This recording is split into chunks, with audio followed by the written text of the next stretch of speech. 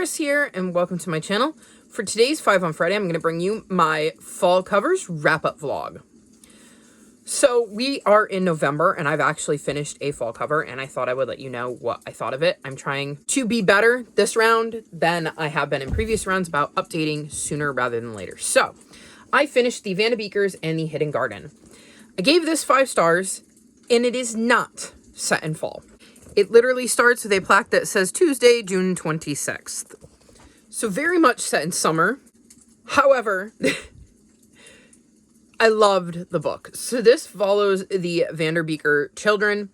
In this one, they're working to take a vacant lot that is next to the church and turn it into a hidden garden. They want to surprise one of their neighbors because they live in this apartment building, and one of their neighbors really loves gardens, so they would like to surprise him. And I absolutely love this. I love the dynamic between the siblings. I love how they obviously have their spats like any group of siblings, but they can really come together when they put their minds to it. And I just love seeing how they develop this garden, the way they go about putting it together, the people they kind of enlist to help them. And it was such a lovely book, and I loved reading it and being with these kids. This is becoming a favorite series of mine because I've given both the first 2 books 5 stars, so I definitely want to read more in this series because it's just such a good, fun series with these kids and very wholesome and sweet, and I really, really enjoy it. So, while it wasn't set in fall, it means so far I'm 0 for 5. It was a 5-star read, and I'm pretty happy about that. So there is my first update. I have finished a book, and I will check back in when I'm finished with the next one. So I'm back. I have successfully finished my second fall cover, and that is Wish Upon a Sleepover. And this is set in winter, so not set in fall. Wah, wah. So I've had a book set in summer and a book set in winter. I wonder if I'm going to get the whole set this time around. So I ended up giving this book 3.75 stars, and this follows Leilani. And she really wants to have this like epic sleepover with the popular crew known as the Haleys, because there is a bunch of different Haleys at her school. Let me see if I can find the page. Yes, here it is. So she's talking about the fact that the popular kids, the Haleys, have sleepovers every weekend, and they only invite each other. And there are 6 of them in school. So you have Haley, spelled with an I. Haley, spelled with a GH. Haley, spelled with a Y. Haley, spelled with an EY. And Haley, spelled with 3 E's. And the most confusing of all, Haley, spelled with 2 E's, 2 I's, and 2 GH's. So she wants to be part of the Haley crew. And because they have epic sleepovers, she wants to have this epic sleepover and invite over the Haleys. And she figures if she does, they'll all become her friends. And unfortunately, she made a do not invite list and a do invite list. And her grandmother mixes them up and sends out her invites to the people she didn't want to invite. So she ends up at her sleepover with her best friend, Autumn, who is always coming. And instead of the Haleys, she has her cousin who farts a lot, an upstairs neighbor who doesn't speak, and a girl at school who's drawn a mean drawing of her, which is not at all what she planned. And her grandmother is kind of in charge of the food, and her grandmother doesn't really get anything. She makes this sleepover soup, which is a special recipe that comes from her grandmother's past, and you have to go out and find an ingredient that's important to you for the soup. So the 5 of them set out on a scavenger hunt where it kind of changes how the entire sleepover ends up going. And she gets to see a different side to these kids than the one that she's used to seeing. I enjoyed this for the most part. There were times when Leilani got on my nerves, which brought the rating down a little, but I liked the message of the story with the idea that she doesn't want to hang out with the so-called losers and wants to hang out with the popular crowd, and during the scavenger hunt realizes there's a lot more to these kids than she's seen on the surface, and that sometimes you have to kind of go past the surface level to really learn who somebody is. I think that's kind of an important message to teach kids, that just because somebody's not popular doesn't mean that there's not a lot to them and that they...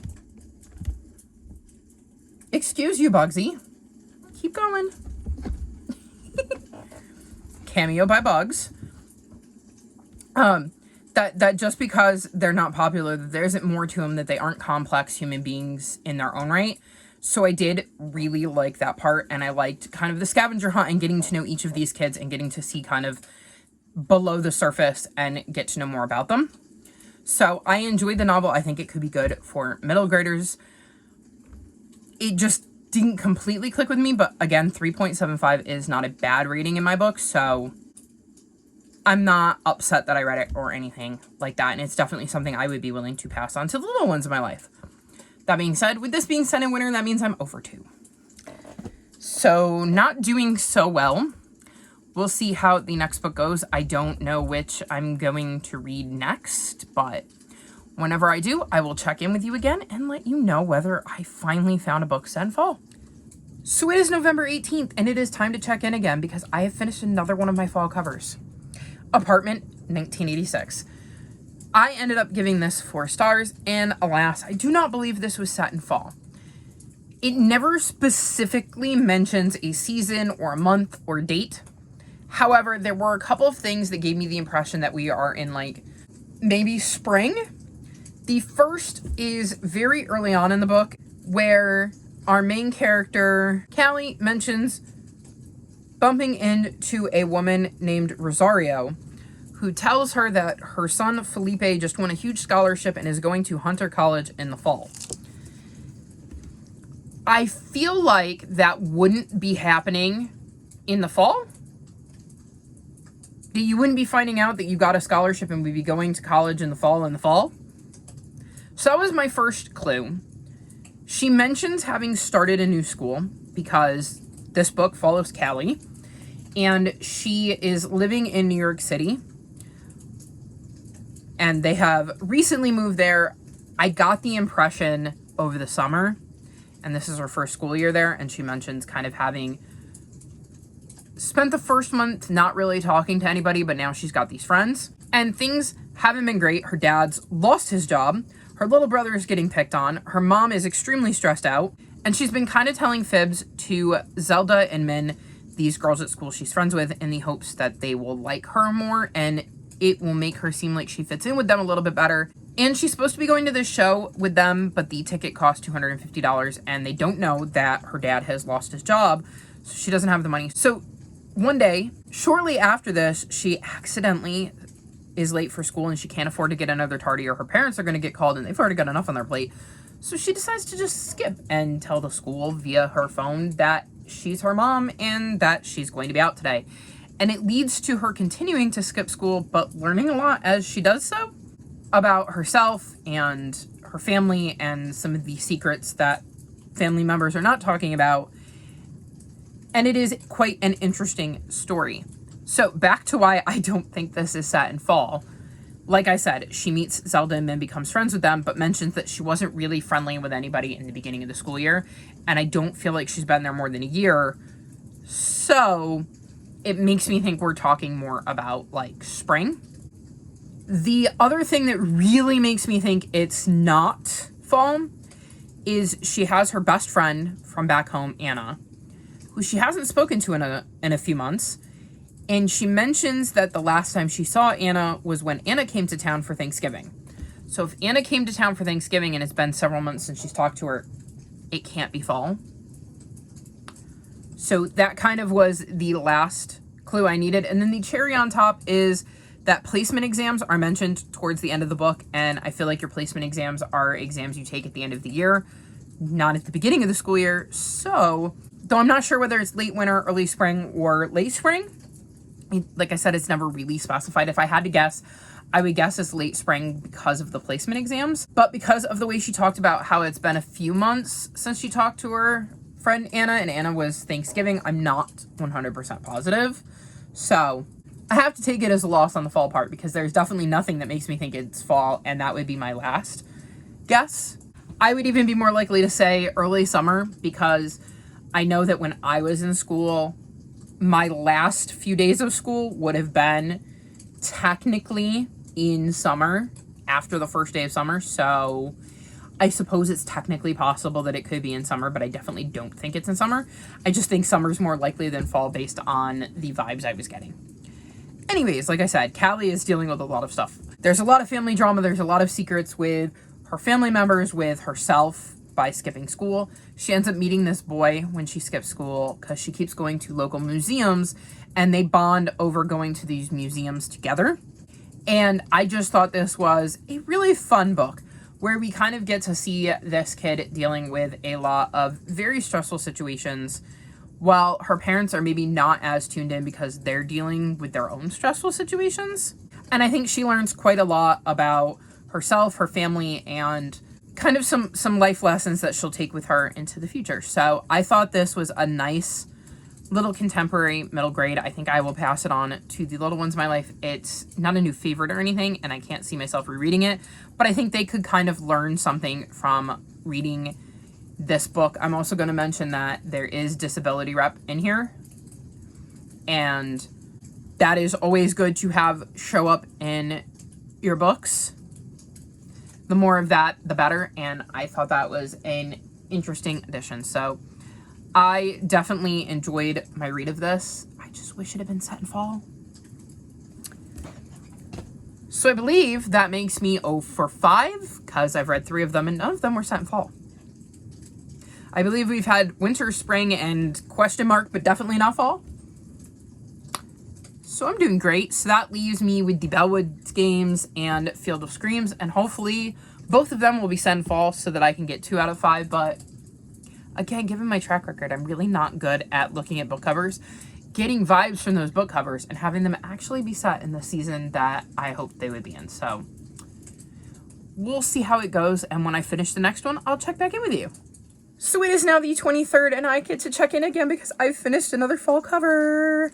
So this is the Bellwoods Game, and I gave this book 4 stars, and it was indeed set in fall. I finally found one, guys. That makes me 1 for 4. Because I've read 4 books and I'm 1 for 4. So this actually says, chapter 1 is called Prologue, Halloween, Some Time Ago. And then you get through the prologue, and then you have chapter 1, Halloween, Sometime Later. And basically the entirety of this book takes place on Halloween. The very last few chapters are not set on Halloween itself. So absolutely 100% set completely in the season of fall. I got one. All these fall leaves definitely depicted fall. So this is very creepy. And basically, Halloween, some time ago, Abigail Snook went into the Bellwoods and was being chased by these girls, and something happens and she never emerges from the woods alive. And it leads to this, like, myth and lore. And every year, the kids in 6th grade play the Bellwoods Game, where several of them go into the forest with the idea that they have to avoid the ghost of Abby Snook and ring the bell. They each bring an item with them that they can trade. If Abigail catches them for free passage out of the woods, it has to have some personal significance. And basically, they go into these woods trying to stay one step ahead of Abigail and hoping that one of them will ring the bell, because if they don't, then Abigail will be able to wreak havoc on the town for an entire year. This year, Bailey wants to be one of those kids. She's having a rough time in school and thinks if she can just play the Bellwoods Game and win, maybe she can make things a little bit better. So she sets off, gets to be one of the people chosen to go in the woods, and off she goes to find out what the Bellwoods Game is really about. And let me tell you guys, I was reading this last night and it was spooky. It had all of those spooky vibes. I wish I had kind of read it in my spooky vlog, because it would have been absolutely perfect for that, because these woods are creepy. The atmosphere is creepy, and the author does a really great job of making you wonder whether it's all in your head and whether, you know, you're jumping at shadows kind of like they are, like you would be in a set of woods that have a ghost story attached to them, and you're wondering what's true and what's not. And it is interesting to see Bailey go about trying to, you know, find out what the true story is of the Bellwoods Game. And I just quite enjoyed the spooky atmosphere and the way the story flowed. I liked the other kids that she interacted with in the woods and how those relationships were affected by the woods themselves. I thought that the ending was really clever. I also like, let me find a here's a good one. So there we have some art. The author does her own illustrations, so this book is chock full of illustrations as well, which I definitely think added to the story, and it's like really cool. Let me see if I can find a different page. That one will work right here. So you can see these little text bubbles. I can tell you that in the audiobook actually read things like these, or like the writing on this phone. So when there was some kind of art that included text, I thought it was really cool that the audiobook incorporated that as you were reading along, because it was an important part of the story. So I thought that was a nice little added detail, that sometimes the text was attached to a very specific drawing in a way that you couldn't really separate the two. And it was just such an interesting little novel, and I definitely want to read more from this author in the future, because like I said, I really enjoyed the art and I enjoyed the way she kind of crafted the atmosphere in her story. Here's hoping she writes something that's a little spooky, because that's probably going to be more my speed. But with that out of the way, I am 4 books in. I have, what is it? Field of Screams. Let me see, it's right here. Yes. I only have Field of Screams left. This one is not long, so hopefully I can read this one sooner rather than later. Maybe I'll try to read this tomorrow so I can update this, and then I could get this out to you this week.